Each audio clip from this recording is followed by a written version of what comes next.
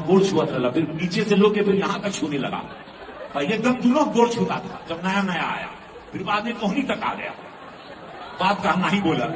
आप इनके पैर छूने की जो शैली लेकर के बात कर रहे हैं, संस्कार तो दोस्तों, जब से बिहार का चुनाव हुआ है तब से लगातार खेसारी लाल यादव को जो भोजपुरी के बड़े बड़े सितारे हैं वो घेरने में लगे रहते हैं।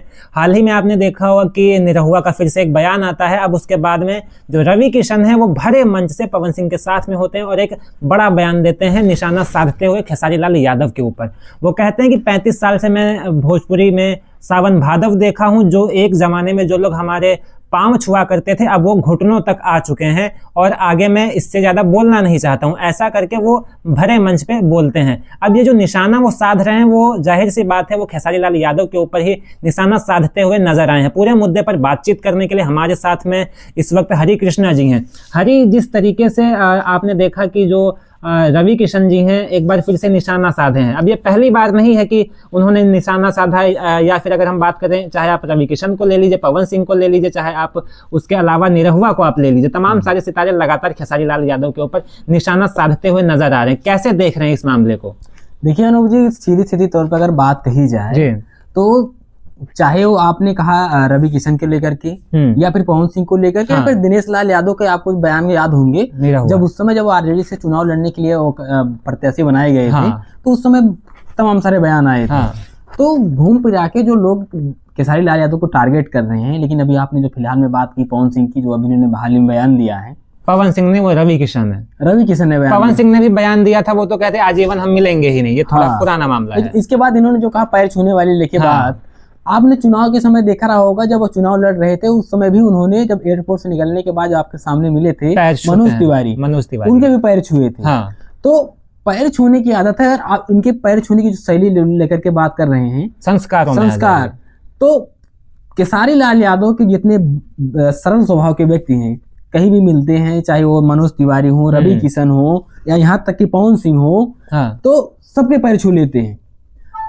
पवन सिंह की बात कर लिया जाए, चाहे रवि किशन की बात कर लिया जाए, इनके संस्कार कैसे हैं, ये पैर, इनके पैर छूने का तरीका कैसे है, ये किसका पैर जो है जाके घुटनों से छूते हैं, नीचे छूते हैं। पैर छूने की अगर आप बात करेंगे तो ये कोई पहली बार नहीं हुआ। आप अगर देखेंगे तो स्मृति ईरानी को ले लीजिए, वो नेताजी के पैर छूती थी ना, उसको हटा लीजिए, तेजस्वी यादव, राजनाथ सिंह जी के पैर छूते हैं।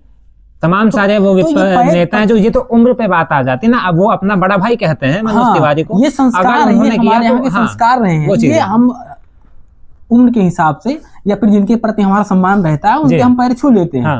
तो इसमें कोई ऐसी बात नहीं थी अच्छी पैर छूते थे घुटने के ऊपर आगे, वो एक भाव होता है। एक अश्लील वाला निशाना दे रहे हैं ना यहाँ पर, मतलब टंच मारने की कोशिश की जा रही है रवि किशन की तरफ से और एक बार फिर से घेरे में ले रहे हैं। तो इसका सीधा मतलब ये निकलता है कि ये इसके पहले तो ऐसा कुछ नहीं था। नहीं, जब से आपने देखा होगा बिहार में चुनाव हुआ है और खेसारी लाल यादव मैदान में उतरी, तब से आप चाहे पवन सिंह हो कि खेसारी लाल हो, अरे पवन सिंह हो, चाहे दिनेश लाल यादव हो, निरहुआ हो या फिर रवि किशन हो, ये तीनों एक ही पार्टी से आते हैं, इनकी विचारधारा एक ही है। तो खेसारी लाल यादव कैसे एक अलग पॉलिटिक्स में एंट्री कर गए और चुनाव लड़ने के लिए जो है उतर गए आरजेडी से, वहीं से इन लोगों की जो मंशा है वहीं से बदली और एक बार एक करके जब कभी पवन से कुछ बोल देते हैं, कभी रवि किशन बोल देते हैं, जब कोई कुछ नहीं बोलता है तो यहाँ पे आप हमको ये बताइए, खैर अभी आपने बात की है पार्टी को लेकर के, अगर बीजेपी में चले जाते, मान लीजिए खेसारी लाल यादव बीजेपी में चले जाते, बिहार के चुनाव में बड़े बड़े स्टार चले गए, तो ये सब इन चीजों का सामना करने को मिलता, सबसे बड़े संस्कारी हो जाते। अरे अभी तो निरहुआ ने बयान दिया है कि ये बीजेपी में आने के लायक ही नहीं है।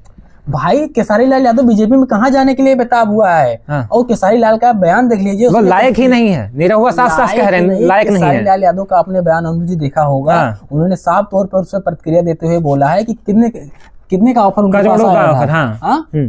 ऐसा भी तो हो सकता है वो झूठ बोल रहे हैं, तो सच कौन बोल रहा है?